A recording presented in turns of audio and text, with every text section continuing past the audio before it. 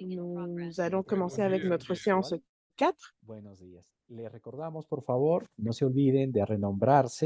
On veut vous rappeler de changer votre nom.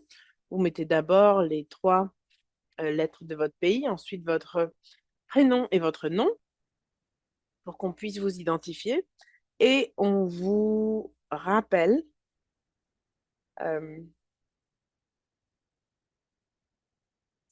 que pour les plénières du Pérou et de la Bolivie, vous devez sélectionner l'espagnol pour que vous puissiez écouter la traduction. Dans le cas des participants d'Haïti et du Brésil, vous sélectionnez votre langue, vous le trouvez ici.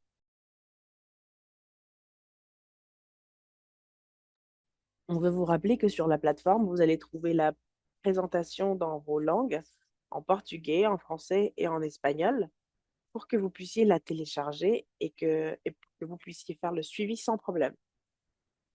Pour que vous puissiez suivre sans problème, pardon. Alors, nous allons commencer avec la séance 4, où nous allons parler de la prestation des services et la durabilité financière,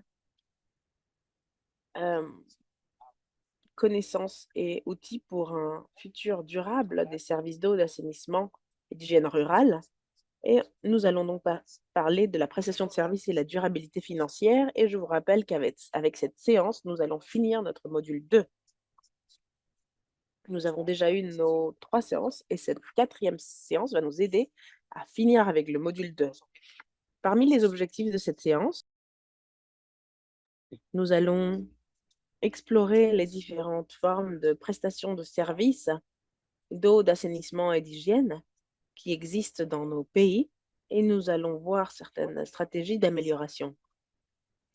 Nous allons aussi analyser certaines limitations que nous avons dans l'application des tarifs, des quotas dans le service d'eau, d'assainissement rural en considérant certains aspects importants. Un autre sujet important dans cette séance est que nous allons pouvoir connaître différents types de subventions.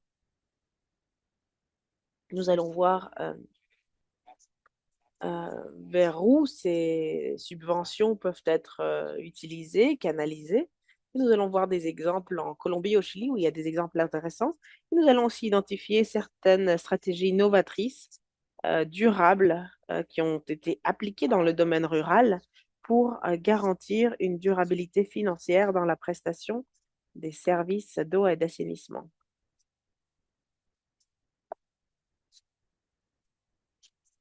Et nous allons aussi avoir un espace pour résumer les savoirs préalables. Ensuite, nous avons développé nos 3 contenus, c'est-à-dire les formes de prestation.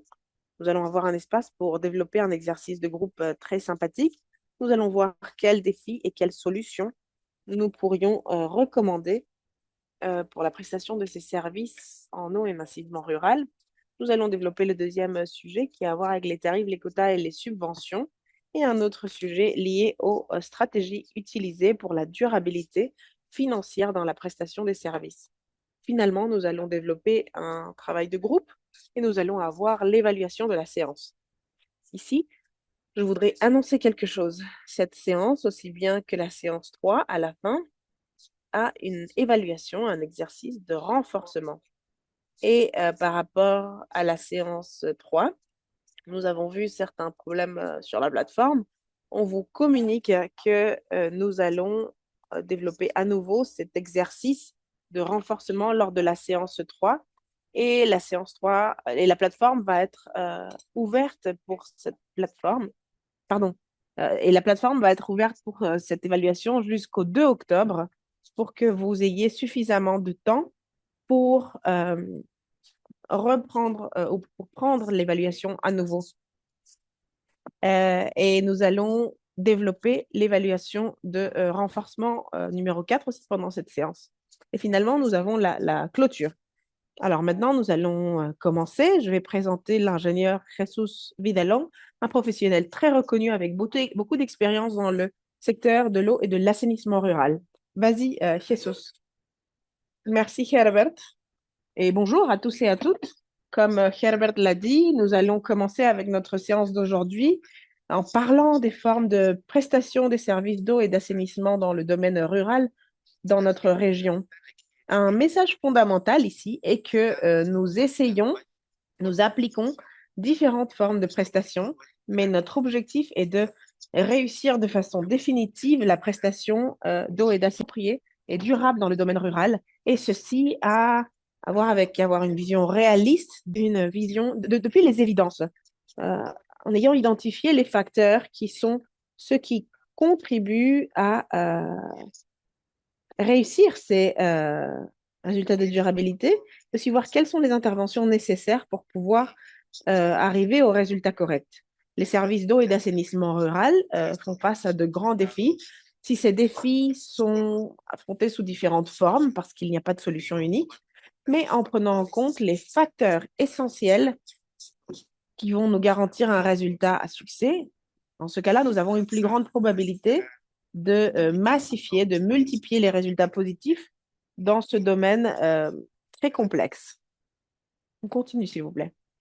Alors, vous connaissez le domaine rural et vous avez des responsabilités quant à la gestion, quant à la régulation, quant à la mise en œuvre des services d'eau et d'assainissement rural, probablement avec différentes fonctions et différents niveaux de participation. Vous connaissez les différentes formes de prestation des services d'eau et d'assainissement. Dans notre région, un modèle assez utilisé est la gestion communautaire.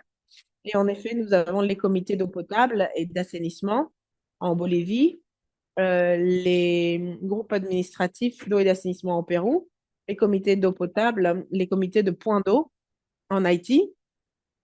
Et c'est une façon intéressante qui répond aux besoins de la communauté de résoudre un problème d'eau et d'assainissement.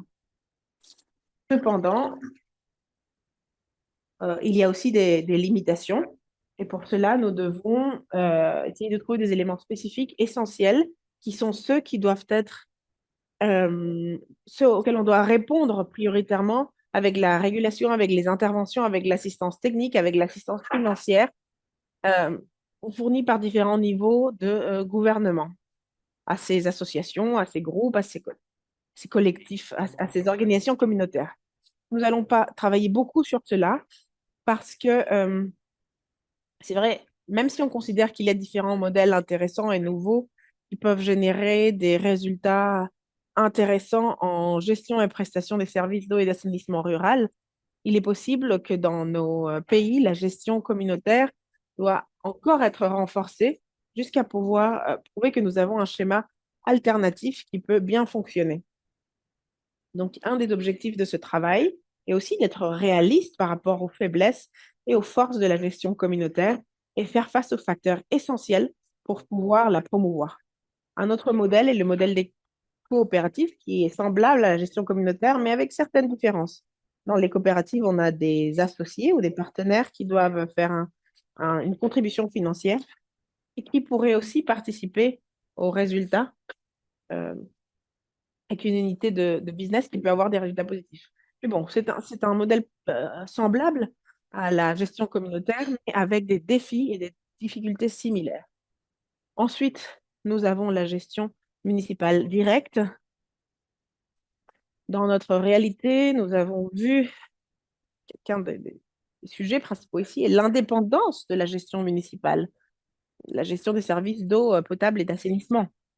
Pour cela, on crée des unités essentielles, indépendantes, comme les unités de gestion municipale, ou dans d'autres cas, des entreprises municipales d'eau potable et d'égout, qui peuvent assurer qu'il y a moins d'ingérence positive avec une gestion de compte indépendante pour garantir la durabilité du service. Ensuite, nous avons aussi des modèles d'associations. Euh, Ces associations sont des organisations communautaires de deuxième niveau qui peuvent utiliser des économies d'échelle, des synergies, partager d'apprentissage, et ceci aide beaucoup à la gestion et à la prestation des services des organisations communautaires qui les intègrent. Nous avons plusieurs exemples, la Fédération nationale d'eau potable rurale au Chili, l'Association d'Honduras de groupe d'eau, Aquacol en Colombie, qui ont le défi de la confiance, le défi de la façon de gérer lorsque nous travaillons avec des entités de différentes sources. Et l'organisation aussi, comment est-elle organisée sur la base de régions, sur la base de bassins, sur la base d'unions de différentes associations qui sont dans différentes régions, etc. Et ensuite, dans la diapositive, nous avons aussi en quatrième lieu les organisations mixtes ou APP. Ici, nous avons un exemple très intéressant, le CISAR du Brésil, qui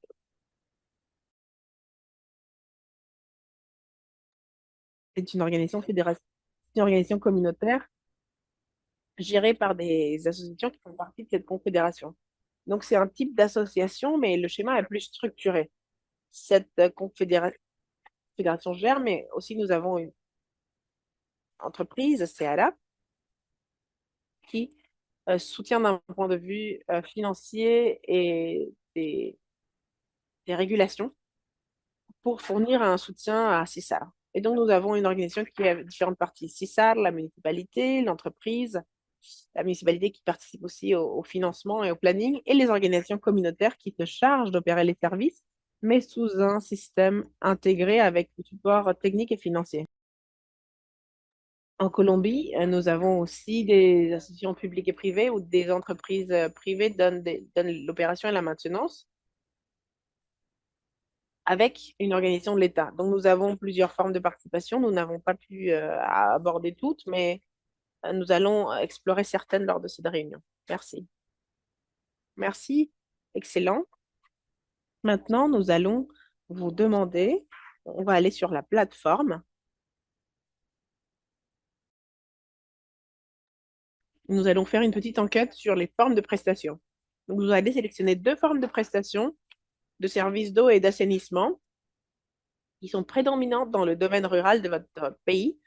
Et d'après ce que Jesus a expliqué, nous avons mis ici les plus communes. Gestion communautaire, coopérative, organisation mixte, gestion municipale, association ou autre forme de prestation avec potentiel. Donc, on vous demande d'aller sur la plateforme et de répondre à cette enquête.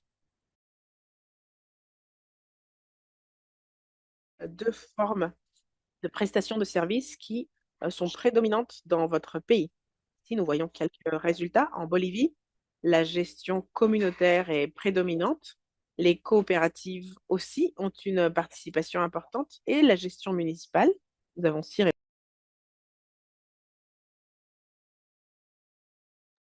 Au Brésil, la gestion municipale semble être prédominante. Ensuite, nous avons les associations et ensuite la gestion communautaire. En Haïti, nous n'avons pas encore de réponse. Et dans le cas du Pérou, nous avons la gestion communautaire et la gestion municipale. Donc, en ligne générale, nous voyons que dans presque tous nos pays, nous avons la gestion communautaire comme une forme de prestation très commune. On va vous demander de compléter cette enquête pour chaque pays.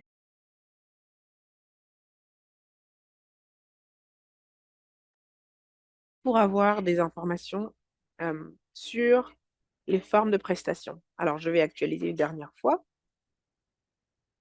Alors, je peux voir les résultats pour Haïti. Donc, nous avons 5 réponses.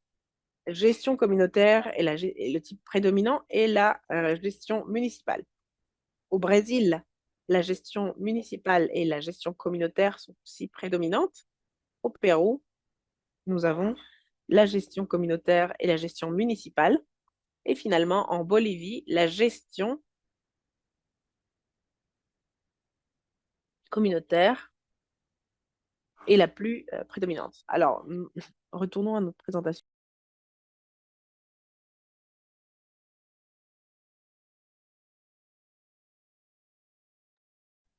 Merci beaucoup. Comme on avait dit initialement, dans plusieurs pays, nous avons la gestion communautaire comme une des principales formes de prestation de services. Au Brésil, les échelles sont plus grandes et c'est pour ça que nous avons aussi les associations qui ont la participation. La gestion communautaire a des forces et des faiblesses et nous pouvons trouver des schémas qui peuvent la substituer. Mais son application est massive et c'est notre responsabilité de pouvoir la renforcer puisqu'elle représente une des alternatives les plus utilisées pour la gestion des services. Donc, la gestion communautaire a certains éléments communs dans les différents pays. Elle est créée en réponse à la demande. Les communautés ont besoin d'assurer, avant tout, euh, créer l'infrastructure, ensuite de gérer les services. Idéalement, participe aussi dans le processus de construction. Donc, la communauté participe avant, pendant et après la construction. Et il y a aussi un schéma d'organisation, en général, qui est basé sur les représentants de la communauté avec des fonctions de rotation et un horizon de travail pour chaque représentant. Elles sont en charge de l'opération et de la maintenance du système et elles doivent aussi payer pour le service. Il y a un paiement pour le service. Et donc, derrière chacun de ces points, il y a un défi. Euh, Gestion nécessaire, on voit à droite. Participer dans la décision et la conception des services pour assurer la pertinence technique, culturelle, territoriale, s'assurer d'une génération, pardon, d'une gestion appropriée, et d'une opération appropriée des services et de la maintenance. Elle devrait être aussi préparée pour pouvoir assurer la croissance du service avec des élargissements de couverture, la rénovation, l'adaptation et le remplacement de systèmes et d'équipements. Parce que si on n'a pas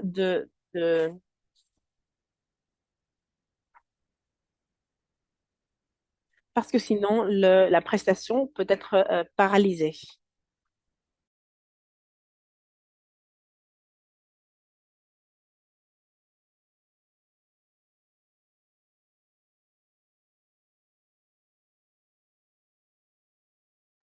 Alors, les avantages de la gestion communautaire sont le sens de l'appropriation, la capacité d'adaptation au contexte local, dont nous avons parlé, une participation efficace de la communauté, qui est idéale, la transparence, qui est un des défis principaux parce que nous voyons comment ça peut générer aussi des conflits et des difficultés lorsque les schémas ne sont pas transparents quant à la gestion des ressources. Un autre avantage est que les coûts de ce modèle sont réduits, mais parfois, ceci est malgré un certain certaines faiblesses dans le fonctionnement des services.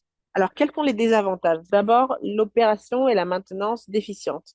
Lorsque les schémas communautaires n'assurent pas qu'il y a un opérateur qui connaît bien la gestion des services d'eau et d'assainissement, un opérateur qui est bien formé et qui euh, peut travailler au fil du temps, et nous parlons de systèmes mineurs.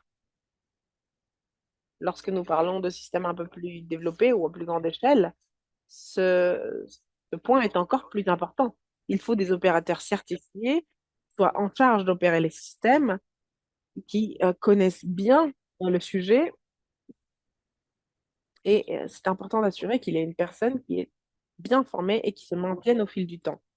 Deuxième et troisième point, capacité limitée pour gérer les systèmes, capacité technique et administrative limitée.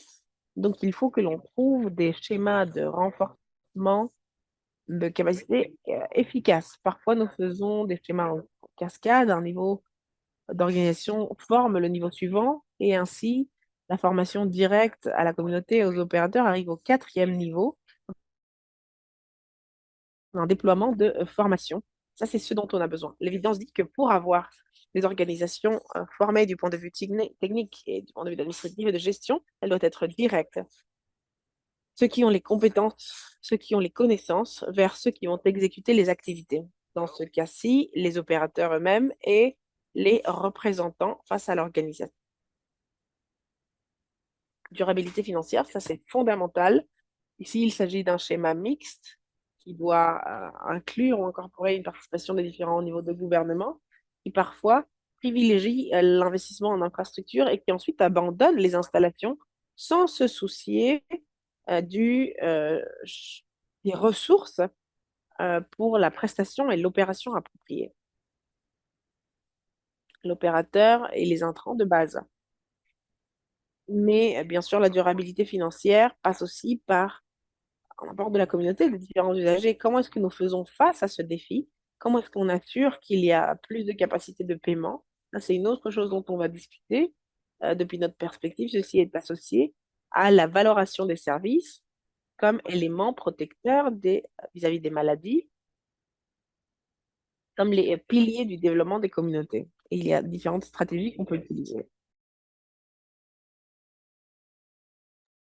Il y a aussi la dépendance vis-à-vis du bénévolat, le manque de leadership, les conflits, etc. Pardon, les conflits, etc. OK. Donc, il y a un travail que nous devons faire dans nos pays pour identifier les facteurs essentiels que nous devons améliorer pour pouvoir promouvoir cette façon communautaire d'administration. Ici, nous avons identifié certains défis qui sont aussi basés sur l'évidence. Nous pouvons promouvoir les organisations communautaires, mais elles vont avoir besoin de soutien externe quand même. Donc, ces schémas de deuxième niveau, comme CISAL par exemple, ou les associations d'organisations communautaires qui font face à des défis de confiance, mais qui ont un système qui propose des synergies, peuvent être intéressantes. En plus, nous avons besoin d'ajustements législatifs parce que nous allons avoir des formes de travail qui impliquent non seulement les entités publiques, nous pouvons aussi inclure le secteur privé et peut-être que nos normes ou nos lois ne permettent pas ceci. Et ceci pourrait nous aider à résoudre certains problèmes spécifiques de la prestation. Il y a aussi la formation. Nous avons besoin d'avoir des participants essentiels en assainissement rural. Nous avons besoin qu'ils soient formés pour assurer la durabilité des services.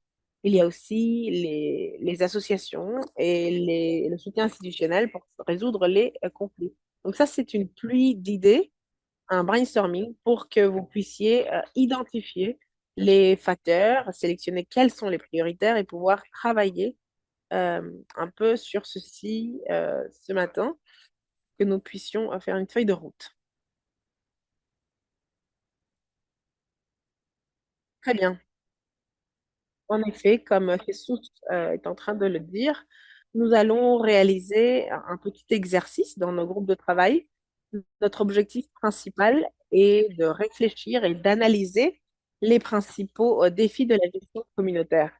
Mis à part ceux qui ont été signalés, vous avez identifié d'autres, probablement. Et sur cette base, nous allons créer certaines propositions concrètes pour l'amélioration. Pour cela, nous allons avoir des formats qu'on va vous fournir.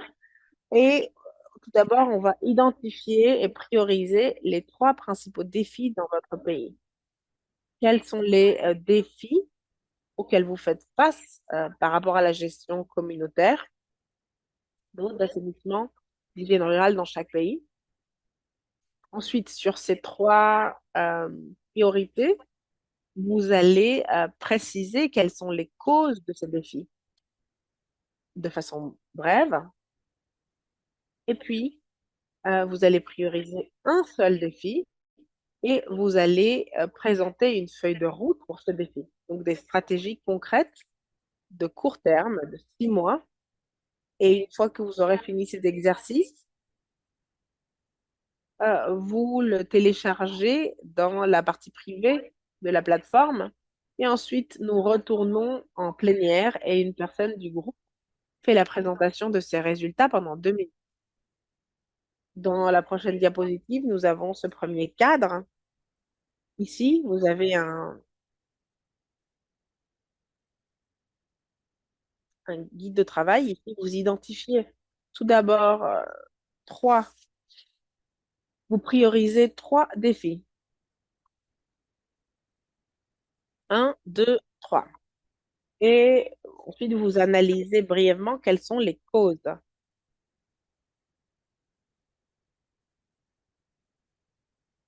Donc, si vous avez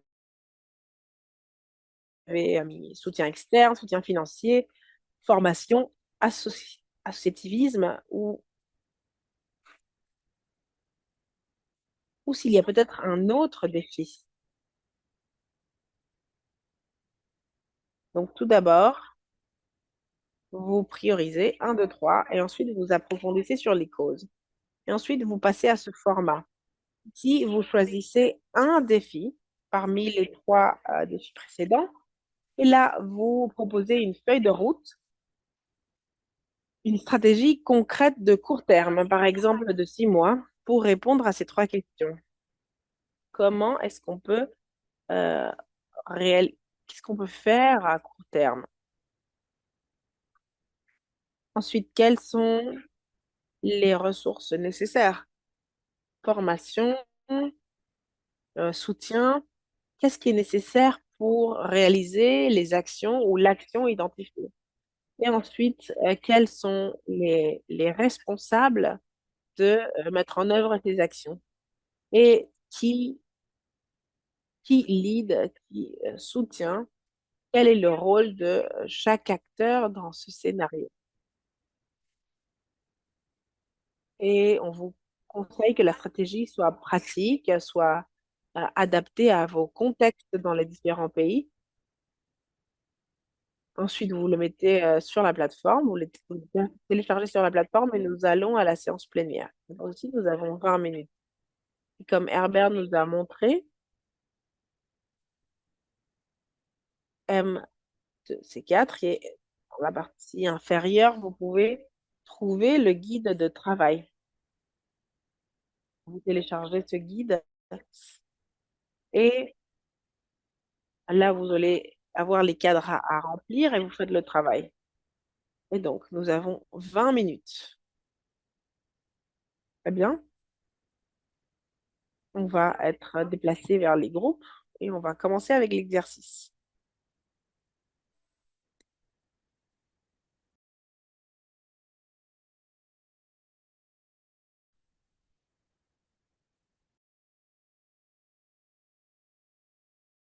Muy bien, ya estamos en sala.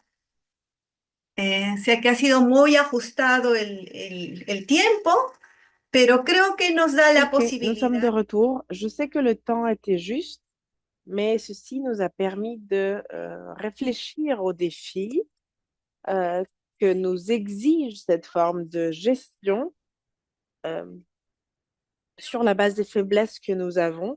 Et je crois que nous partageons tous ces faiblesses. Donc, je crois que cette réflexion nous aide à voir le besoin d'ajuster, de faire un travail complémentaire, puisque, comme vous disiez, ça c'est la forme de prestation avec laquelle nous allons vivre un certain temps, dans la mesure où on n'est pas trouvé de schéma qui nous permette de changer ou d'améliorer la situation. Donc, nous allons avoir une présentation brève de la part des pays, 2 minutes pour présenter les résultats. Qui veut participer, qui veut le faire?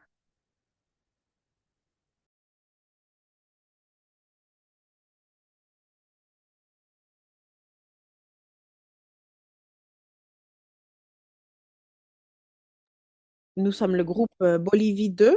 Oui, vas-y, Gina, s'il te plaît. Dans le travail que nous avons fait, dans la matrice, nous avons euh, parlé des défis que nous avons et des défis que nous devrions prioriser. Donc, d'abord, nous avons l'accompagnement et l'assistance technique. En numéro 2, le soutien financier. Et numéro 3, nous avons l'ajustement législatif et l'aide pour la résolution de conflits. Donc, ces deux-là seraient au même niveau.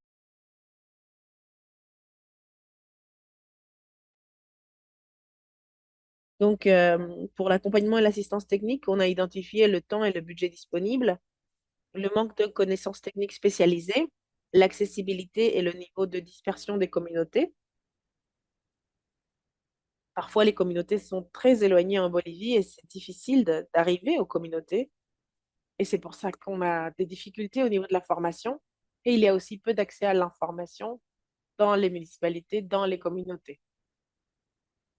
Dans le soutien financier, nous avons euh, un manque de connaissances par rapport à la problématique et c'est pour cela qu'il n'y a pas assez de ressources financières. Par rapport à l'ajustement législatif, nous avons identifié que le cadre régulatoire existe, mais il n'est pas opérationnel puisqu'il n'est pas réglementé. Par exemple, dans le domaine rural, on n'a pas de régulation en Bolivie. Donc, on ne connaît pas l'état des services des comités d'eau. Ensuite, en numéro un, nous avons choisi euh, l'accompagnement et l'assistance technique. Donc, les actions, c'est mettre en place des mécanismes de régulation rurale, articuler le travail des instances gouvernementales, niveau central de l'État, le ministère de l'Environnement et de l'Eau, les municipalités, accompagnement à la régulation.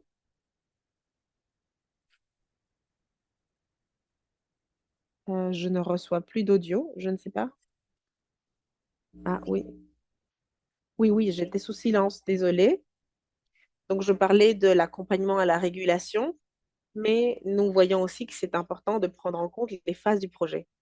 Avant, pendant et après le projet, c'est très important d'avoir un suivi et d'avoir encore de l'assistance technique. Et amplifier les temps dans le cycle du projet pour l'accompagnement et l'assistance technique. Oui, parfois les temps sont très courts. Ce n'est pas suffisant pour inclure tout. Alors, par rapport au soutien nécessaire, quelles sont les ressources requises pour ces actions? Avoir des politiques publiques de régulation et d'articulation rurale. Ceci doit être émis par le ministère de l'Environnement et de l'Eau. Et on a besoin aussi de plus de budget pour avoir un suivi, un accompagnement, puisque c'est ça qui manque et qui rend le travail difficile. Dans les rôles et responsabilités, on a identifié que le leader devrait être le ministère de l'Environnement et de l'Eau. Et comme soutien, on a l'entité régulatoire, les AAPS, les municipalités et les rôles qu'on exerce. Le travail, ça s'établit selon les compétences de chaque instance. Ça, c'est le travail qu'on a réalisé. Merci, merci beaucoup et merci à l'équipe Bolivie. Maintenant, nous allons inviter un autre pays. Qui veut participer? Le Brésil, l'Haïti, Haïti, Pérou, Pérou 2.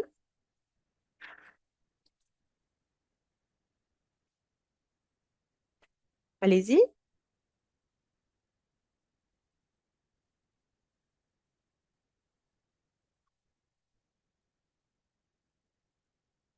Bonjour à tous.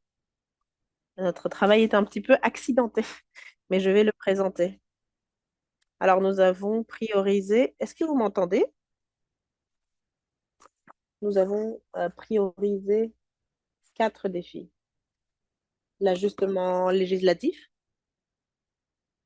qui est le cadre général pour la mise en place de programmes et de politiques, le soutien institutionnel, l'accompagnement de l'assistance technique et le soutien financier. Nous avons détecté qu'une des principales causes, c'est qu'on n'a pas assez de régulation pour mettre en place les programmes dans les zones rurales, les projets dans les zones rurales. Ensuite, le soutien institutionnel est différent. Euh, on a besoin de renforcer les programmes en charge de la gestion des services d'eau et de l'assainissement. Absence d'accompagnement et assistance technique soutenue. Ça, c'est la cause qu'on a trouvée derrière le défi qui est accompagnement et assistance technique. Et pour le soutien financier, il y a des ressources limitées. C'est la cause. Donc, il y a des ressources, mais elles sont insuffisantes pour remplir la brèche. Par rapport aux actions immédiates qu'on peut réaliser à court terme, on considère la mise en œuvre de programmes de soutien technique, mise en place de programmes de soutien technique, renforcement de capacité aux prestataires des services d'eau et d'assainissement. Quel est le soutien nécessaire? Ressources économiques, soutien technique, équipe technique renforcée et guide structuré. Par rapport au rôle et aux responsabilités, euh, les programmes de l'État ont un rôle, sont protagonistes. Pour le cas du Pérou, nous avons le programme d'assainissement rural du côté du ministère de construction et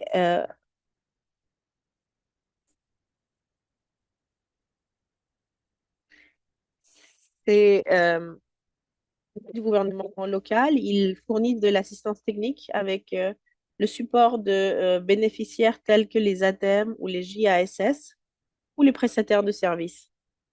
Et l'État doit mettre en place des politiques publiques pour améliorer la prestation de services à travers la gestion communautaire. Donc, ça, c'est ce que nous avons pu travailler. Merci beaucoup. Merci, Pérou. Très bien. Je crois que vous nous avez montré ces défis et vous avez bien montré les défis. Et vous avez parlé aussi de politique publique pour la régulation appropriée et le renforcement de capacités, le soutien technique et d'un autre côté, les ressources financières, le budget sont nécessaires pour dynamiser, améliorer et créer une gestion adéquate des organisations communautaires, ainsi que le leadership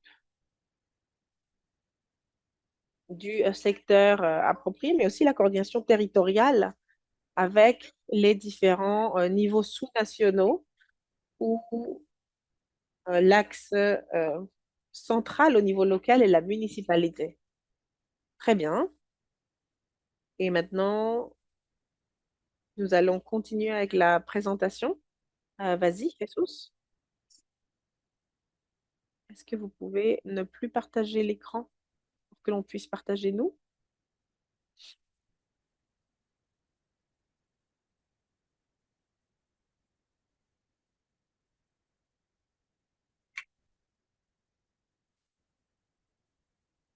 Très bien.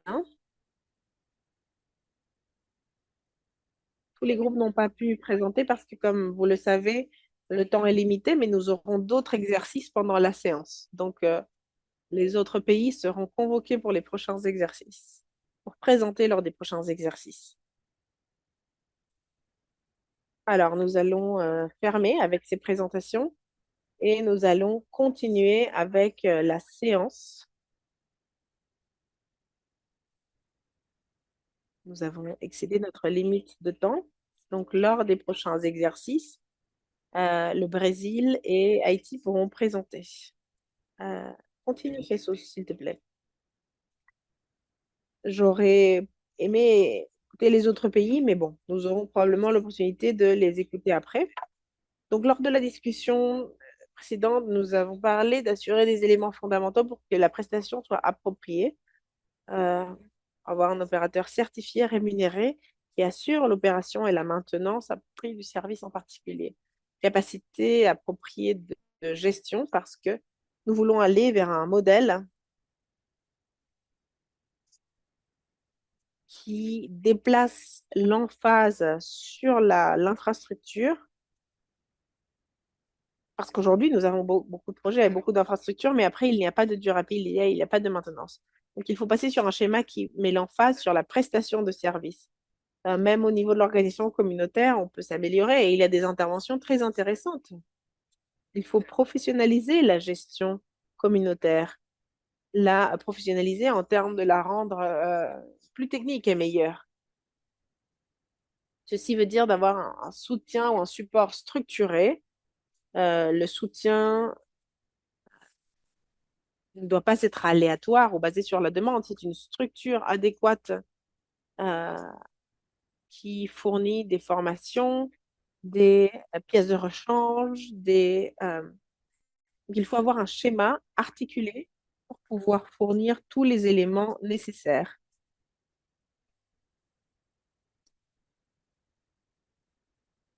Et ceci implique, je suis désolée, je suis en train d'écrire un message pour leur dire de contrôler la vitesse à laquelle ils parlent. OK, et donc avoir des supports complémentaires pour les opérateurs, pour les entrants et pour les schémas de gestion logistique, la réparation d'éventuelles pièces de rechange, tout ceci doit être structuré dans un système et distribué de nouvelles responsabilités. Changement dans l'environnement législatif, C'est intéressant. La Bolivie disait que la régulation, si on parle sur envie de professionnaliser et de technifier, nous avons besoin de standards de service appropriés pour le domaine rural, pour qu'on puisse vraiment y répondre. Et aussi des changements, avoir les associations communautaires privées pour trouver de nouvelles formes de prestations. Et nous avons un exemple à El Alto, en Bolivie, d'assainissement rural et comment les entreprises communales peuvent réaliser la gestion des excrétas, du transport et la gestion finale.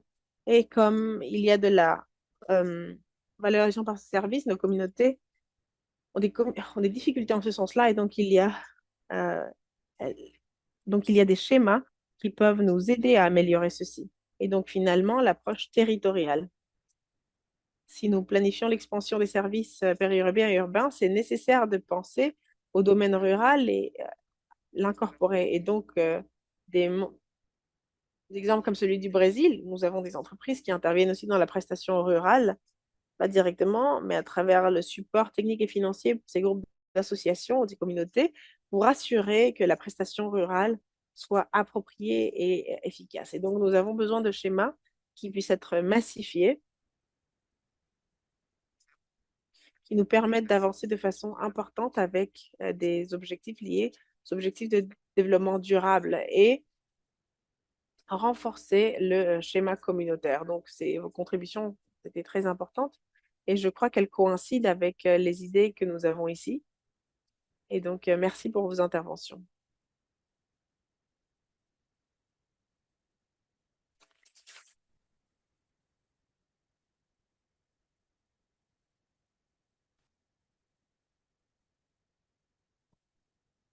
Alors, nous allons passer au prochain sujet.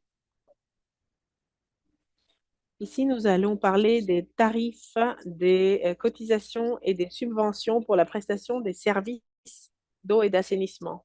C'est un sujet qui va nous permettre d'analyser certains aspects importants. Si vous avez des questions ou des commentaires, n'hésitez pas à les mettre sur le chat. Si on réfléchit au tarif ou à la cotisation, est-ce que le tarif ou la cotisation que nous avons aujourd'hui dans nos systèmes d'eau et d'assainissement est suffisante pour couvrir la prestation de ces services? Si on comprend que ce tarif ou cotisation est la valeur que les usagers doivent payer pour le service d'eau potable et d'assainissement, qu'est-ce que vous diriez? Nos tarifs et cotisations actuels sont suffisantes pour couvrir la prestation de nos services ruraux? Est-ce que vous pouvez l'écrire dans le chat? Oui, non, parfois non. Qu'est-ce que vous pensez? Dans vos pays, est-ce que les tarifs, est-ce que les cotisations sont suffisantes pour couvrir les coûts des services? Je crois que nous sommes tous d'accord pour dire que les tarifs et quotas ne sont pas suffisantes. Nos tarifs, nos cotisations sont insuffisantes, oui. Qu'est-ce que l'on cherche? Nous cherchons à avoir un équilibre pour que nos tarifs soient durables. Nous cherchons un équilibre entre l'abordabilité pour les usagers et la capacité de couvrir les coûts d'opération et de maintenance. Alors, qu'est-ce que l'abordabilité?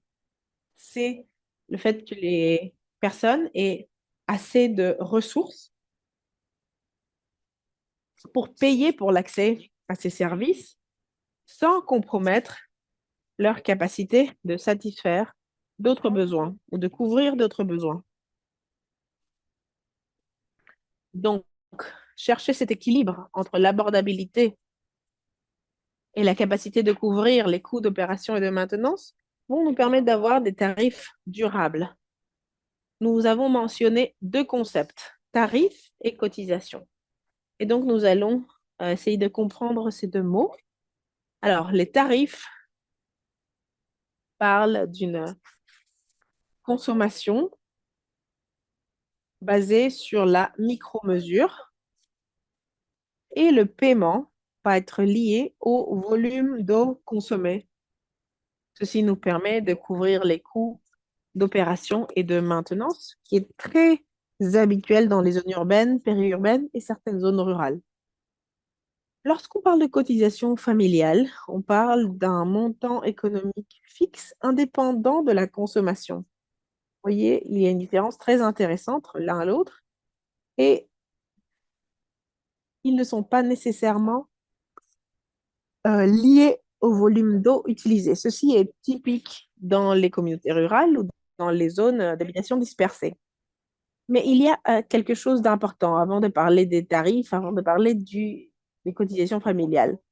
Il faut comprendre la valeur économique de l'eau, c'est-à-dire les bénéfices économiques que l'accès à l'eau potable peut générer et les coûts de ne pas avoir un accès approprié à cette ressource essentielle. Lorsque nous parlons de valeur économique de l'eau, on ne parle pas uniquement du prix de l'eau. Le coût que nous payons vis-à-vis de la production, vis-à-vis de la distribution, etc., vis-à-vis du traitement. Ceci implique en fait beaucoup d'autres aspects complémentaires, c'est-à-dire le coût de l'opportunité, la priorité, euh, à quoi on décide la consommation.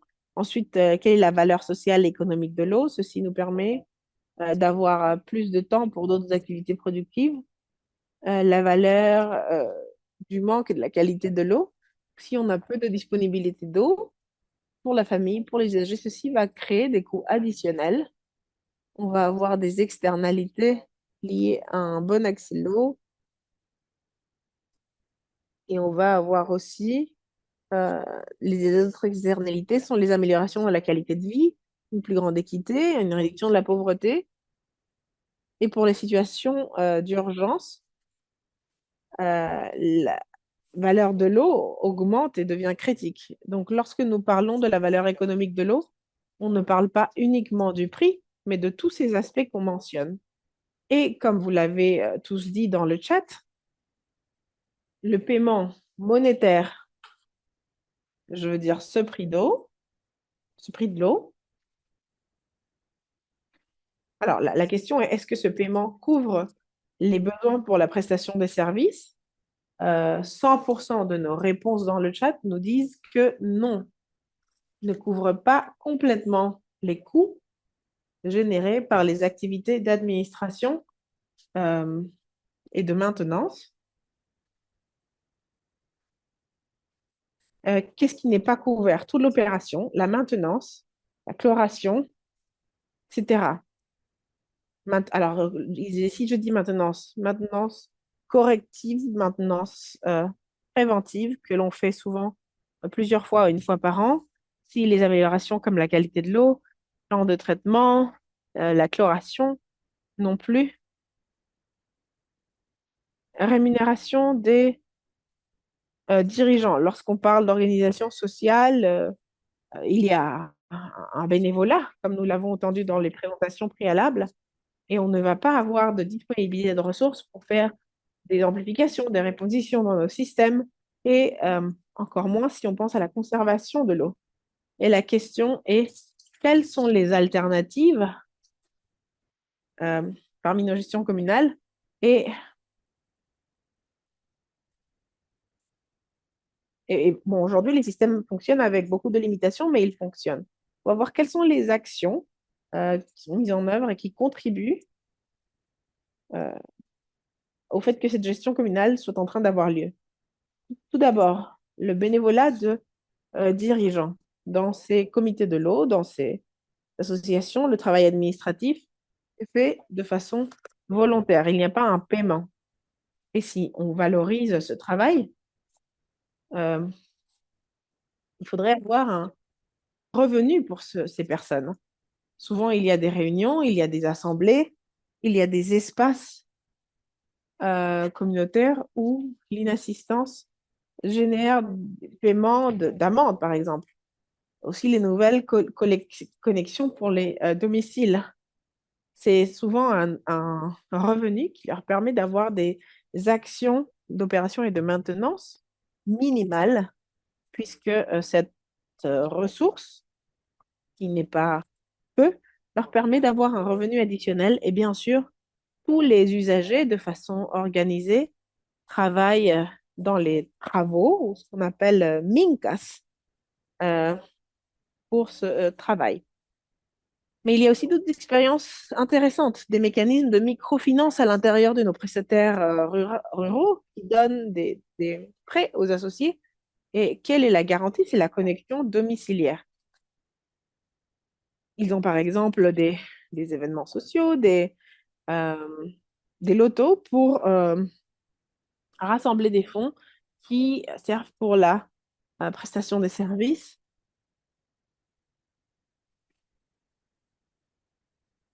Et parfois, il y a aussi du paiement de services à travers le troc de certains produits, donc un paiement en espèces. Et donc, est-ce que est-ce que la cotisation familiale peut être durable? Donc, nous comprenons, donc, qu'est-ce que la durabilité? D'abord, il faut couvrir les coûts opérationnels et de maintenance. Donc, opération et maintenance, et avoir même un petit fonds de réserve pour parler d'une cotisation durable. Donc, la cotisation doit répondre à une capacité de paiement de famille. Donc, vous vous en souvenez, chercher l'équilibre entre l'abordabilité des familles et les coûts d'opération et de maintenance. Bien sûr, nous avons aussi besoin d'une capacité de gestion, que le prestataire fasse une bonne planification à long terme et qu'il prenne les mesures pertinentes, il identifie des problèmes ou des limitations. Le problème technologique est important aussi. Si nos systèmes ont des technologies qui requièrent des opérations de maintenance élevées, ceci va avoir un impact direct sur notre tarif ou notre quota familial. Et donc, nos technologies utilisées doivent être appropriées et novatrices. Normalement, on a besoin d'un soutien initial, spécialement pour la mise en place de l'infrastructure, comme nous allons le voir plus tard, mais la substitution postérieure devient quelque chose de critique parce que les fonds ne sont pas suffisants pour ces actions. Et bien sûr, les cotisations familiales doivent avoir un certain niveau de contingence et des stratégies appropriées d'ajustement. Nous ne pouvons pas, nous ne pouvons pas avoir des cotisations éternelles à un seul montant. Là, nous allons parler aussi des subventions. La besoin d'avoir une subvention est quelque chose qu'on a mentionné dans les présentations précédentes de vos interventions. La régulation et l'activité de notre cotisation. Qui régule dans nos pays? Comme on a dit, beaucoup de nos régulateurs englobent non seulement le domaine d'intervention directe, parce qu'il n'est pas régulé pour des raisons de budget ou par d'autres raisons. Et donc, ceci reste dans le domaine urbain. Par exemple, en Haïti, nous avons la Direction nationale d'eau potable et d'assainissement et en coordination avec les bureaux régionaux. Au Brésil, on a l'Agence nationale d'eau et d'assainissement de base. Ensuite, nous avons des régulations régionales et en Bolivie, nous avons encore une autre organisation et au Pérou, nous avons la Superintendance nationale des services d'eau et d'assainissement. Certains, Certaines institutions ont des mandats pour le domaine rural, mais ils n'exécutent pas leurs compétences comme il le faudrait. Et donc, la question est-ce qu'il est nécessaire d'avoir une subvention à la prestation de services d'eau et d'assainissement dans le domaine rural,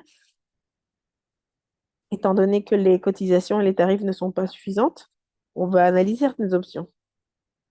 Alors, une première option est, bon, on vous a dit que l'eau est un droit humain de base, et donc le paiement peut être quelque chose de controversial, parce que si c'est un droit humain de base, on ne devrait peut-être pas payer pour cela. Il y a aussi d'autres positions, valables aussi. On dit que le paiement aide à valoriser l'accès à l'eau propre et promeut la durabilité du service. Donc, pour avoir une meilleure durabilité du service, ce quota familial ou ce tarif requiert de montrer eh bien, les coûts pour évoluer vers un autre tarif. Mais dans le domaine rural, on a un aspect très intéressant. Dans le domaine rural, c'est très difficile d'établir qui on subventionne et qui on ne subventionne pas. Si on compare la subvention entre le domaine rural et le domaine urbain, on va comprendre que dans le cas de la ruralité, mettre en place une subvention est plus complexe. Dans le domaine urbain, nous avons des systèmes centralisés, une économie d'échelle, plus d'investissement en infrastructure. Nous avons aussi des expériences de subventions, alors que dans le domaine rural, c'est très décentralisé, les communautés sont petites, les coûts de provision sont élevés, et donc mettre en place une subvention peut être un peu plus difficile. Dans le domaine urbain, nous avons plus de facilité en termes de régulation, plus de demandes d'intervention, des expériences de subvention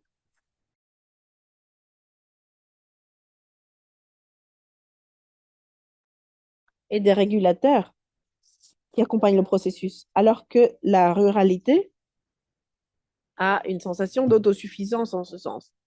Et c'est pour ceci qu'ils ont développé des modèles communautaires.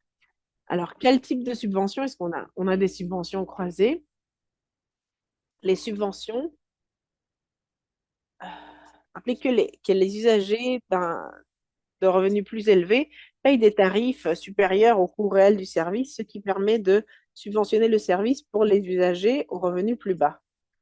Nous avons aussi les subventions directes. Le gouvernement donne une aide financière directe aux familles les plus pauvres ou vulnérables, couvrant une partie ou la totalité du tarif d'eau. Et puis, trois, tarifs sociaux, impliquent la réduction des tarifs d'eau sous certains critères. Dans ce document de la BID, pour le domaine urbain et périurbain, combien payent les foyers d'Amérique latine pour les services d'eau et d'assainissement? Eh bien, regardez certains critères d'éligibilité utilisés pour les subventions. L'âge, si les personnes ont plus de 60 ans, la localisation, donc la ruralité, si le foyer est dans une zone rurale, si la région est spécifique, comme par exemple les peuples autochtones, aussi la partie économique, qui est le principal critère lié au foyer avec des difficultés économiques, aussi le handicap, des foyers où il y a une personne en situation de handicap, ou finalement les familles monoparentales, c'est-à-dire des foyers où il y a des mères ou pères célibataires. Donc voilà les critères prédominants ici pour appliquer des subventions. Alors, certaines expériences de subventions dans le domaine rural. Si par exemple en Colombie, on a des subventions croisées et on canalise les fonds nationaux et départementaux directement vers ces prestataires. Alors, petite vidéo. C'est bon. Il s'agit de la nouvelle subvention pour le paiement de services d'eau rurale auxquels pourront accéder les usagers.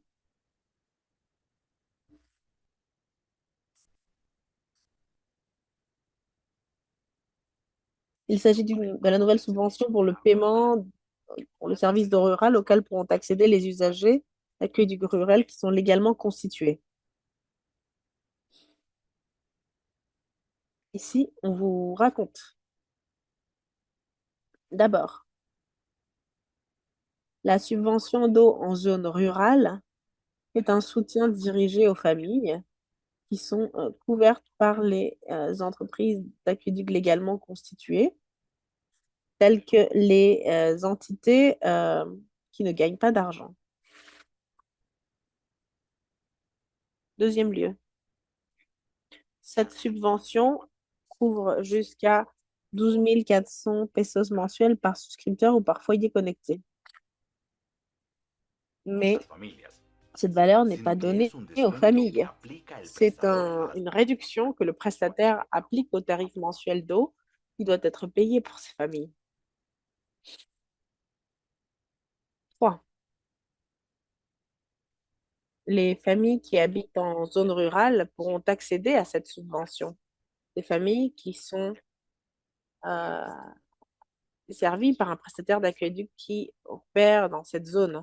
Pour ceci, le prestataire devra rapporter face au ministère de la construction le nombre de souscripteurs auxquels ils donnent le service dans leur zone de prestation. Quatrième lieu. Prenez en compte que ces subventions vont être valables depuis le moment où le prestataire va présenter la demande.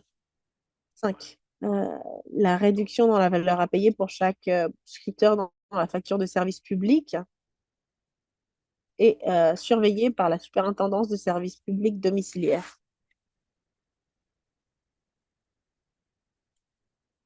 Merci beaucoup de votre attention. Et cette dernière vidéo est une subvention directe euh,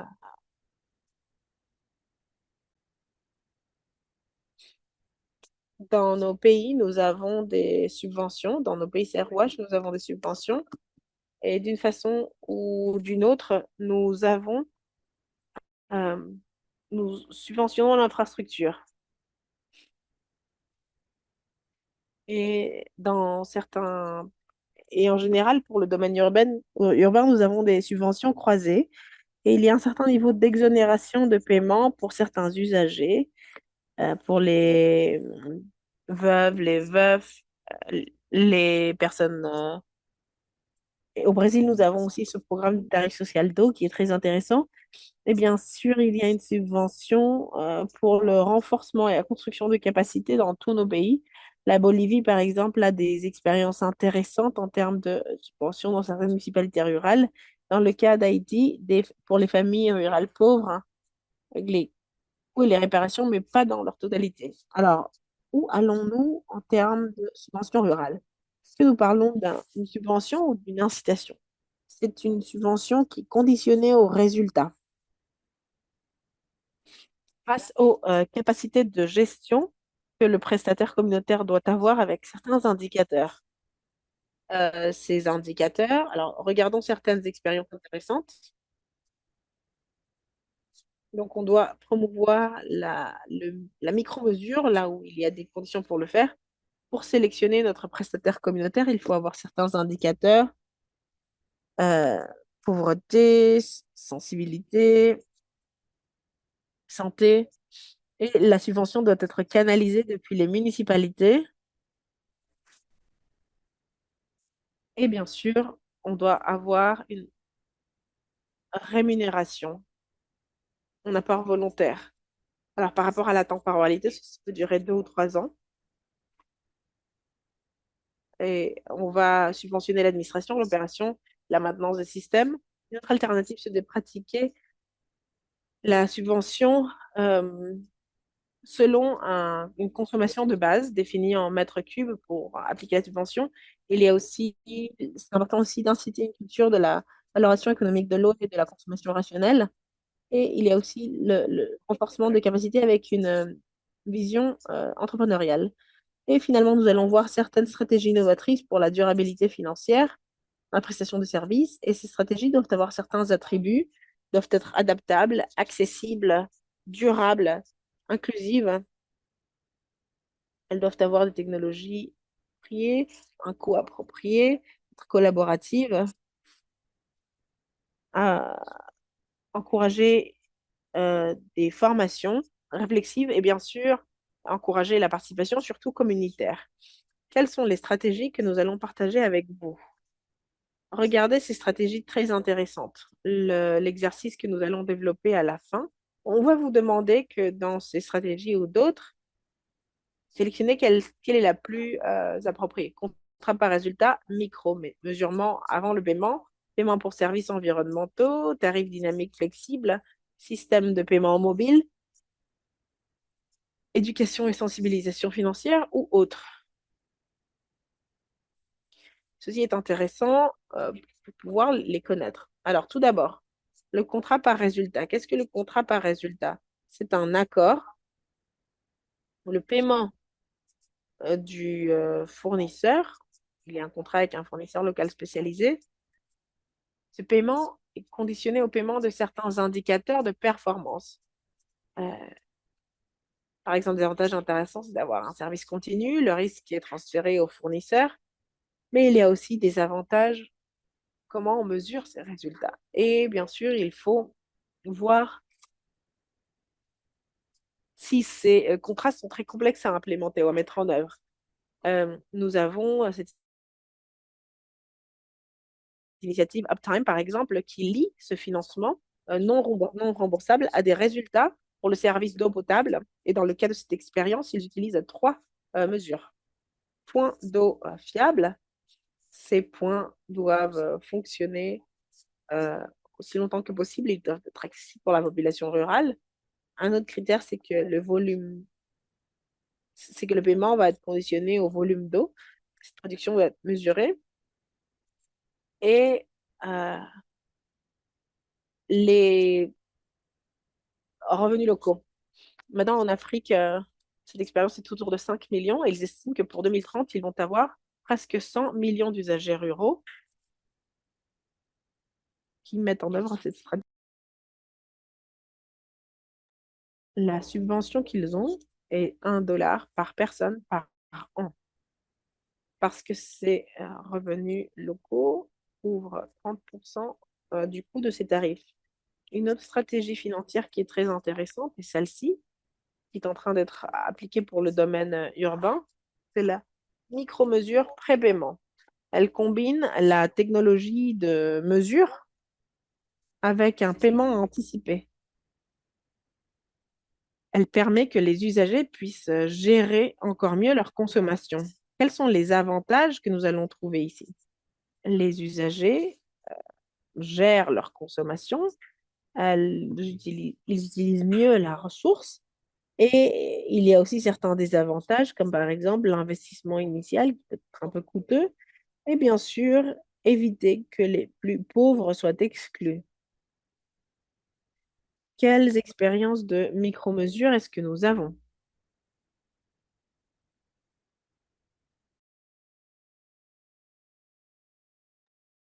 La compagnie publique à Medellín, en Colombie, est Water Mission.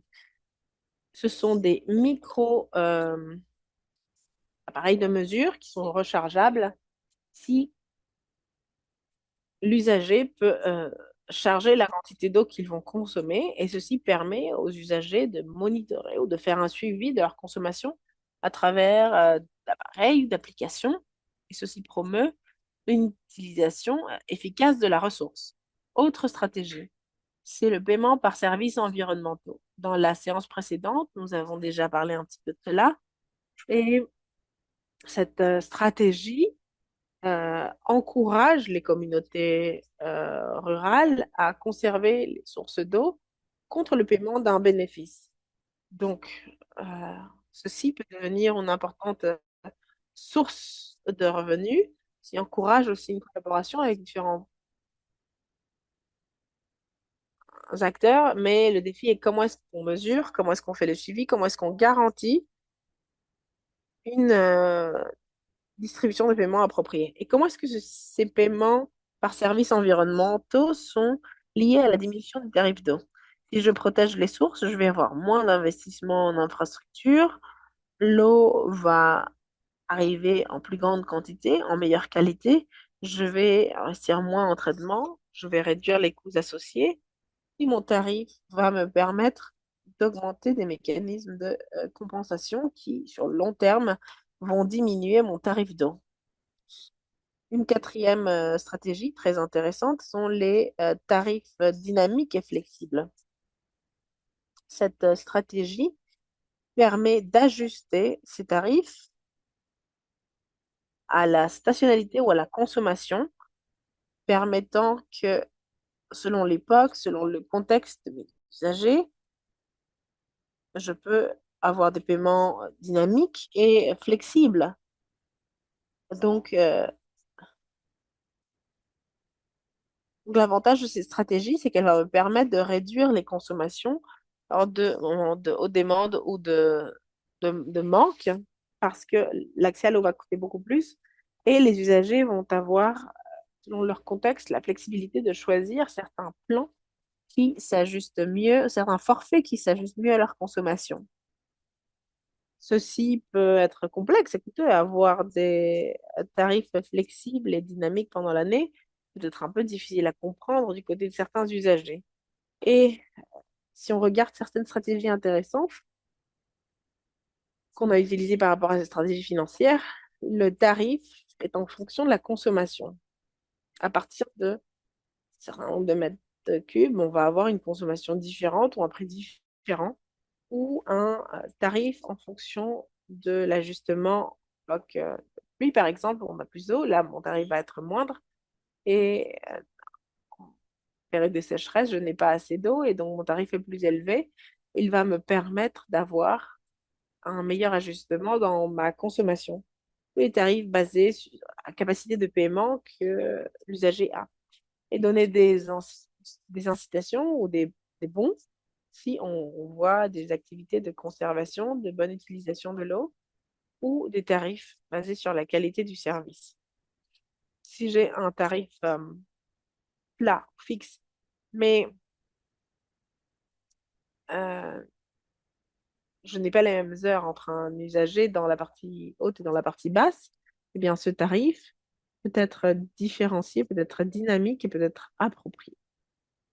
Un cinquième tarif est le système de paiement mobile, une stratégie financière qui a été utilisée dans la partie orientale d'Afrique, en Kenya, où l'usager utilise le dispositif mobile pour faire son paiement.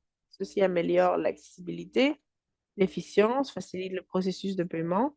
Les usagers peuvent faire des paiements échelonnés, des paiements de façon régulière et bien sûr, parmi les désavantages, si je n'ai pas une bonne couverture, je ne vais pas pouvoir utiliser ceci et mes usagers doivent être aussi formés et familiarisés avec l'utilisation de ces paiements. Et c'est important. Pourquoi? Parce que euh, il n'y a pas uniquement les bénéficiaires qui sont favorisés, mais aussi le prestataire. Une avant-dernière stratégie est l'éducation et la sensibilisation financière. Donc, d'incorporer des programmes d'éducation financière dans nos communautés qui incluent la valorisation, plus de conscience dans l'utilisation de l'eau et dans le paiement de ce tarif. Ceci est important parce que ça aide à planifier euh, mieux. Euh, il y a plus de conscience, il y a plus de sensibilisation, mais il faut aussi prendre en compte qu'il faut mettre en place des programmes d'éducation, de sensibilisation. Ce sont selon les zones rurales et il faut euh, savoir quelles sont les différentes langues, les réalités culturelles qui, pour pouvoir mettre en place.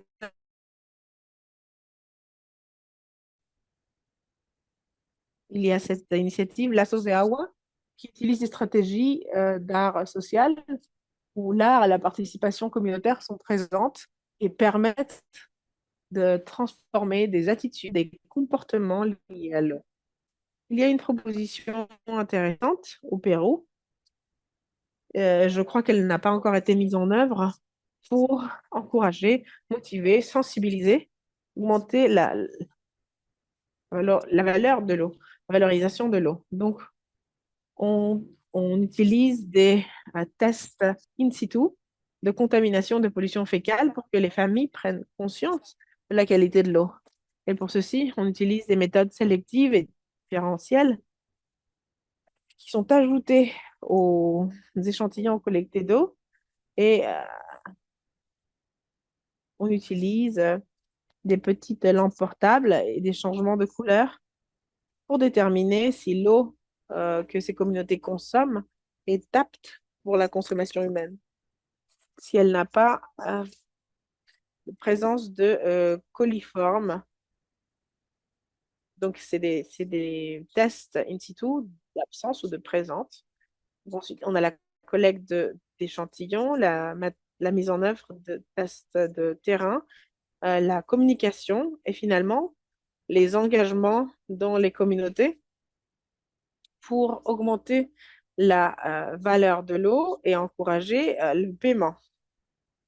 Il y a aussi d'autres stratégies comme la diversification de sources de financement, l'amélioration de l'efficacité opérationnelle, et ça c'est très important, de quelle façon nous établissons des mécanismes de suivi et bien sûr encourager certaines alliances, surtout avec les privés, pour générer des solutions novatrices.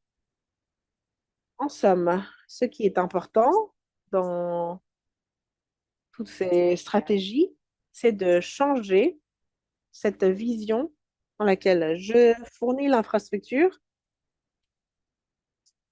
euh, plutôt, je dois fournir un service fiable. Ce qui n'est pas gérable n'est pas délivrable.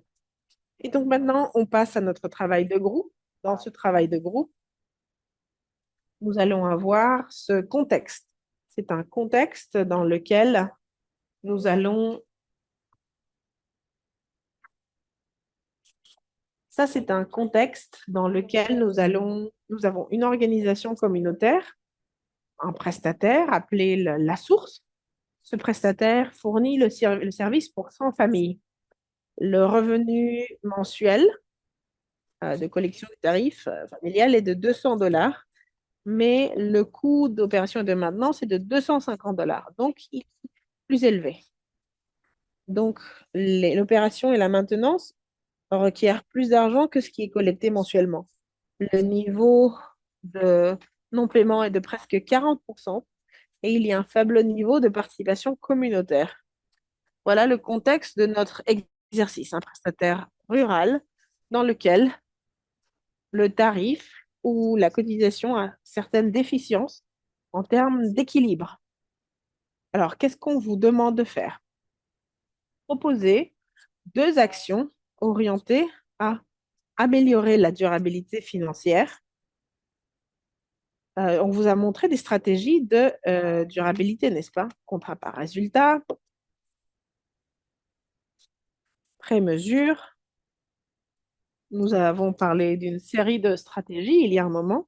Et donc, sélectionner 2 stratégies qui, pour le contexte mentionné, vont améliorer la durabilité financière pour ce prestataire rural et développons quels sont les pas qu'on doit mettre en œuvre pour que ces actions liées aux stratégies puissent avoir lieu. Alors, où allons-nous trouver cette information? Cette information, nous l'avons déjà téléchargée. Cette information, vous la voyez à mon écran. Vous vous souvenez du premier exercice? Nous avons développé le premier exercice dans ces 2 feuilles. Et si vous descendez un peu plus, vous allez trouver l'exercice que nous allons faire maintenant. C'est le contexte d'un prestataire avec les caractéristiques qu'on a déjà expliquées. Et ce qu'on vous demande, c'est de sélectionner 2 stratégies. Nous avons présenté certaines d'entre elles lors de la dernière présentation, puissent améliorer la durabilité financière pour ce contexte de ce prestataire rural, vous puissiez nous indiquer certains pas pour mettre en œuvre les actions que nous proposons. OK? Est-ce que l'exercice est clair? Et ensuite, bon, on va travailler en groupe. Nous avons 20 minutes pour développer ceci. Louis, est-ce que tu peux nous amener au groupe, aux salles de travail? Entonces, ahora sí, vamos a tener la oportunidad de escuchar y por supuesto vamos a dar la prioridad. Maintenant, nous allons avoir l'opportunité d'écouter le Brésil et Haïti. Est-ce que vous pouvez partager votre travail? OK. Alors, on commence avec le Brésil.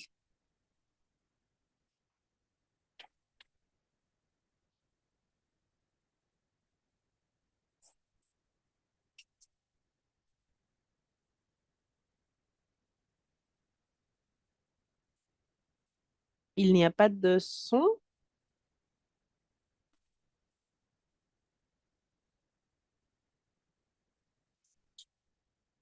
Est-ce que vous m'entendez?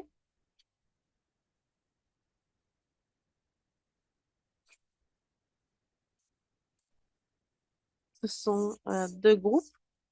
Oui, il y a 2 groupes pour le Brésil.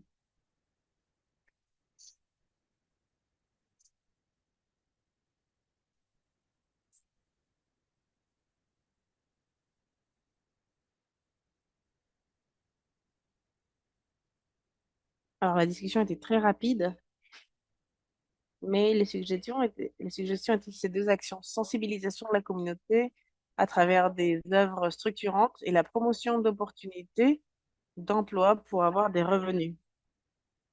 Pour détailler la première action, promouvoir les réunions périodiques avec des présentations ligues de jeu dans la sensibilisation et promouvoir la vie associative et faire des campagnes de valorisation sur l'importance de l'eau et aussi des campagnes sur l'utilisation rationnelle de l'eau.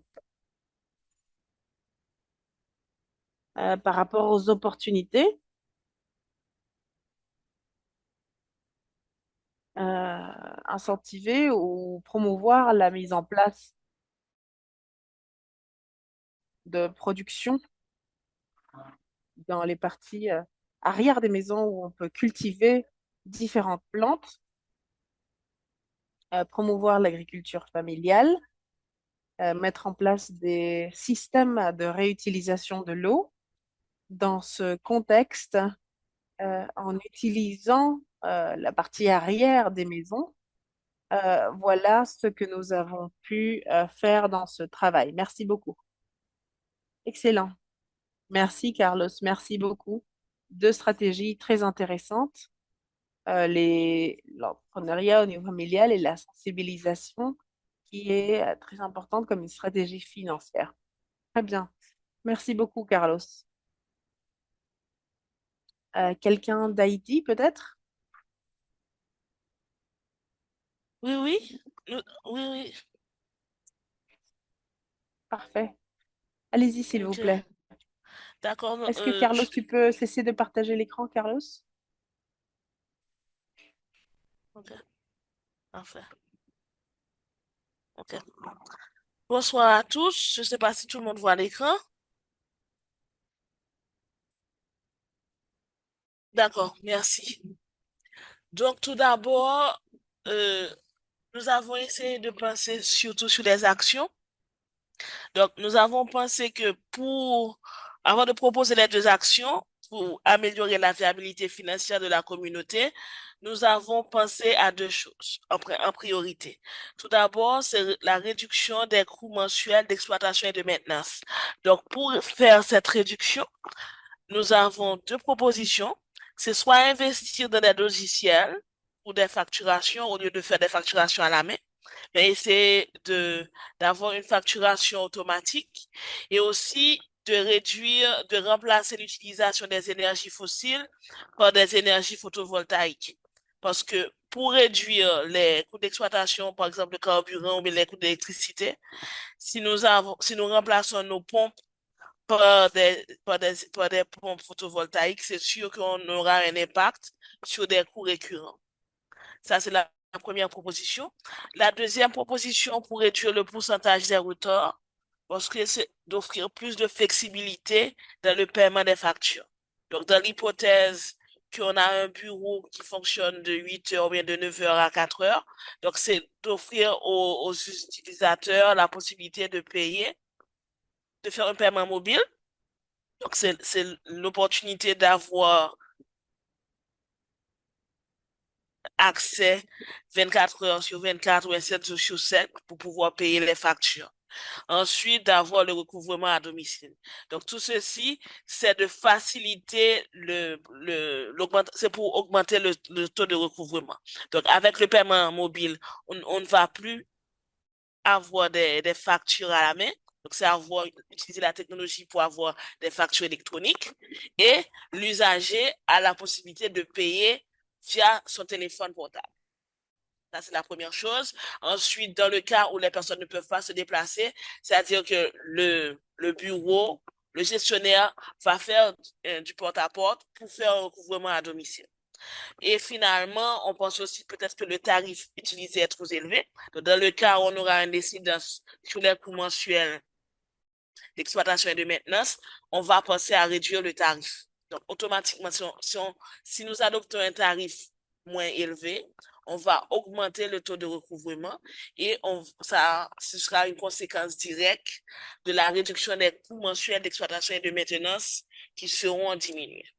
Maintenant, c'est à côté, on a pensé à ça, il faudrait aussi comprendre la cause de retard de paiement, sachant que c'est seulement 20% des usagers qui participent aux assemblées. Donc, il faudrait qu'on puisse mener une enquête non exhaustive pour savoir s'il y a une insatisfaction par rapport au service, pourquoi la communauté ne fait pas confiance ou bien ne veut pas payer pour le service reçu du prestataire. Donc, c'est ces pistes-là que nous avons présentées, nous avons discuté ensemble pour le, pour l'exercice. Maintenant, les étapes détaillées pour mettre les actions proposées. Tout d'abord, quelles que soient les étapes, il faudrait quand même qu'on puisse avoir cette enquête pour avoir le niveau de satisfaction par rapport au service et comprendre la position des utilisateurs par rapport à son gestionnaire. Merci. C'est tout ce que nous avons eu le temps de discuter, de cogiter et de partager ensemble pour cet exercice. Il y a des questions? D'accord. Merci. Merci beaucoup. Merci beaucoup. Excellente présentation. Et nous avons tous eu l'opportunité de partager Pérou, Brésil, Bolivie, Haïti. Très bien.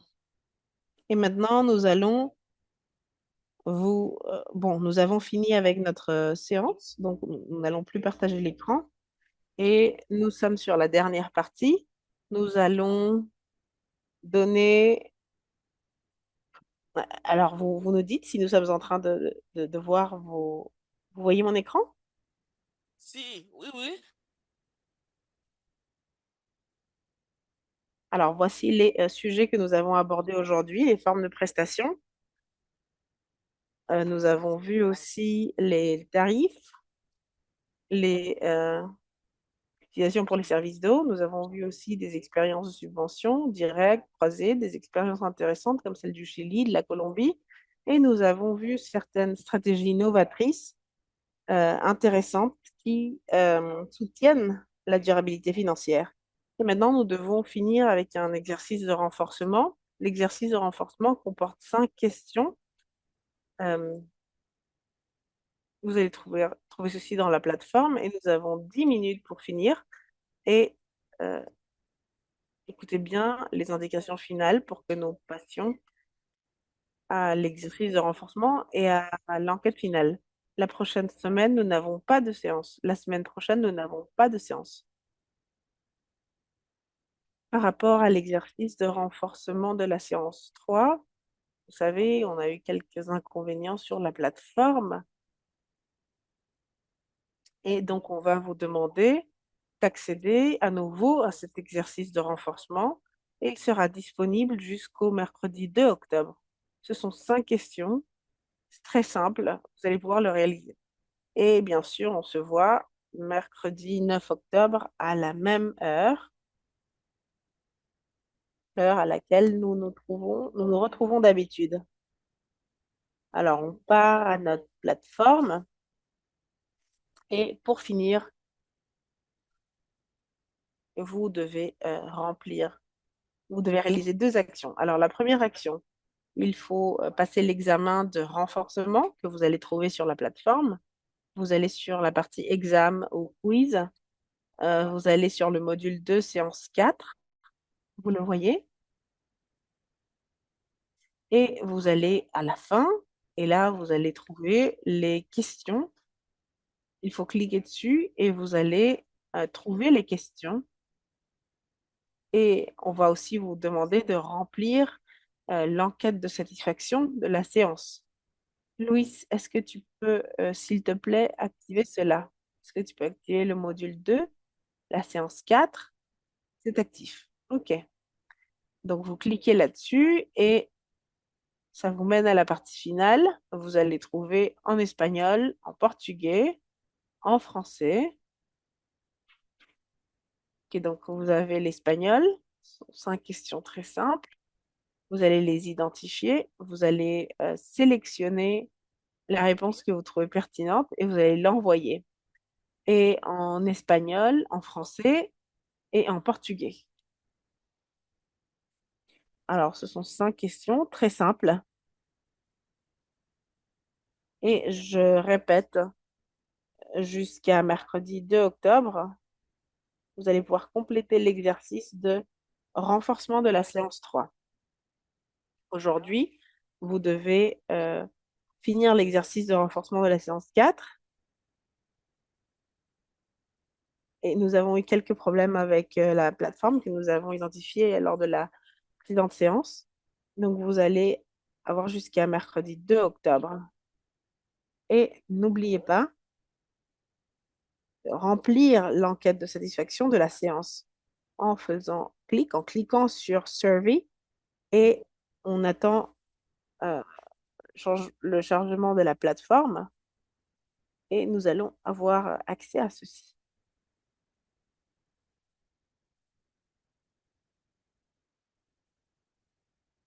On attend. On attend que vous complétiez l'examen et l'enquête.